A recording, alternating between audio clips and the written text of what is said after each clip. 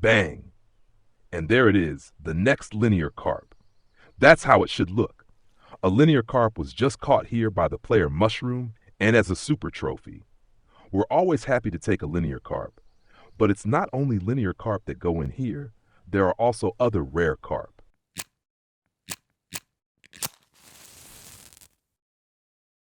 So head straight to this spot and give the whole thing a try and test it out. This is a really nice spot here, a classic spot that works regularly. And the huge advantage of this spot is that we're clipped at only 18 meters here. And that's exactly the nice thing, because if you're clipped at only 18 meters, then you only have to fight a fish for 18 meters. And if you're clipped at over 30 meters, then you first have to reel in those 30 meters again. And of course, that always takes noticeably longer. That makes the whole thing quite interesting here. So simply fish here at only 18 meters, and the first good carp are already showing up. We'll take a look in the net in a moment, and of course I'm testing with the bait combination I already mentioned, but naturally I'm also testing a slightly different version. Even when you're copying a setup, you always have to test. That's just how it is. Always change things up a little. Bang. Here, this is my test rod here, the third one, and it actually looks like the slightly different setup is still producing fish.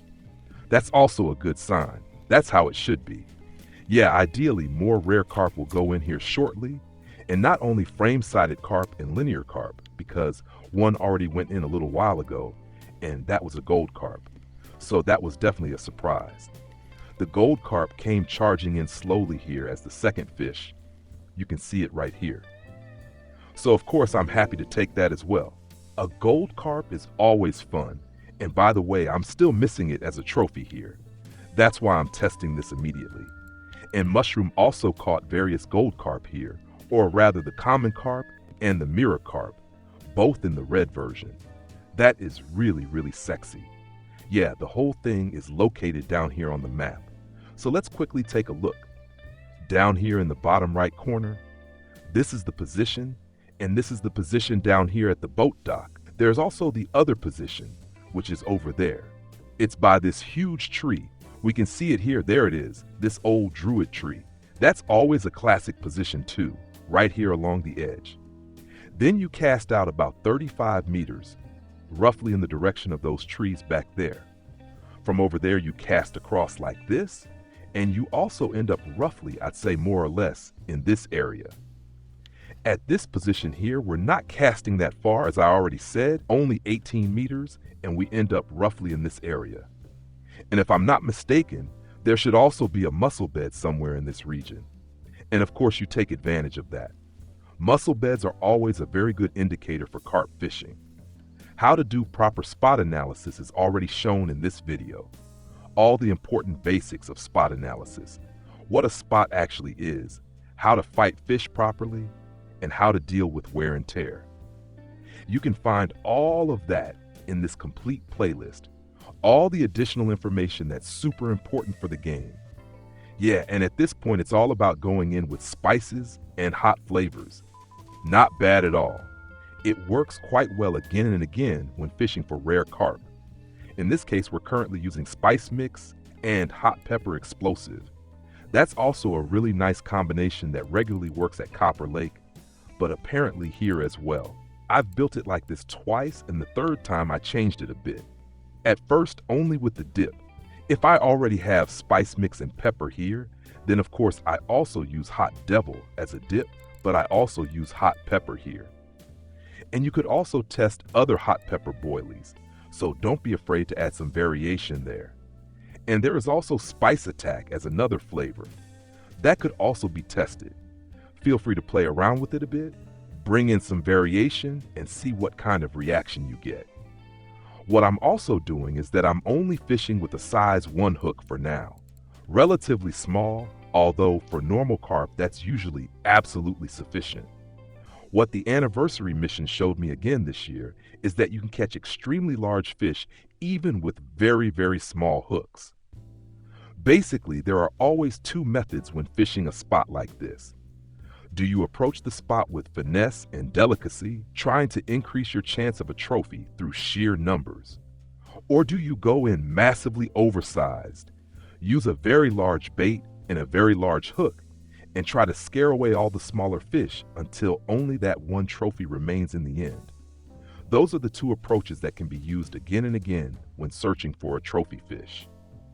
And as I already said, during the anniversary missions, I fished many fish with super small hooks, and some fantastically large fish came from that as well. So that was another nice lesson from the anniversary missions. What I already saw on Discord in Mushroom's post was that the bite frequency wasn't incredibly high. However, he was also using size 4/0 hooks, meaning significantly larger hooks, completely oversized, and naturally that resulted in a much lower bite rate. My focus here, however, is more on gold carp and similar fish, these rare carp. I'm hoping more of them will go in. That's why I'm using slightly smaller hooks here at the spot. Even so, this isn't a spot with an extremely high bite frequency. For a really high bite rate, you could perhaps test the whole thing with pop-up corn. That also comes in a spice flavor. So that's another thing you could do if you really want to fish for numbers. That can definitely pay off if 2 or 3 of those rare fish are mixed in. And they usually weigh between 3 and 5 kilograms. So that can definitely be worthwhile if you simply test the whole thing with pop-up corn as well. All right, we've already got the next fish here, and all in all, I think that's pretty much it. Those are the most important pieces of information.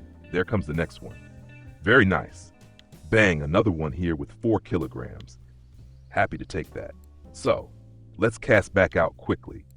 No, that's not quite it yet, because I wanted to show the ground bait mix. Of course, we need to take a look at that first. This is what the whole thing looks like. Or actually, I think I still have it here in production. All right, here we have it. So this is the ground bait mix. Corn as the base, very basic, simply use corn flour.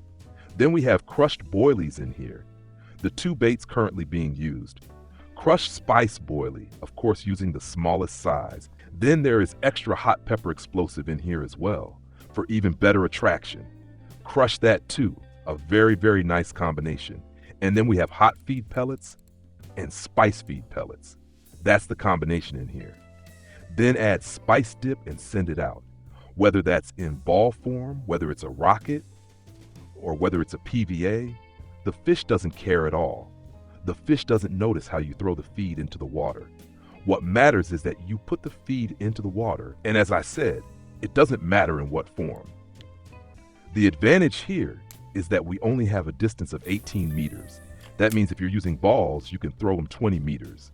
So take a few steps back, throw the balls at maximum distance, and you'll automatically land right in the area. So that's it. That's the spot. Now all that's missing is a thumbs up from you. Subscribe to the channel if you haven't already, and then I'll see you in the next video. Until then, tight lines.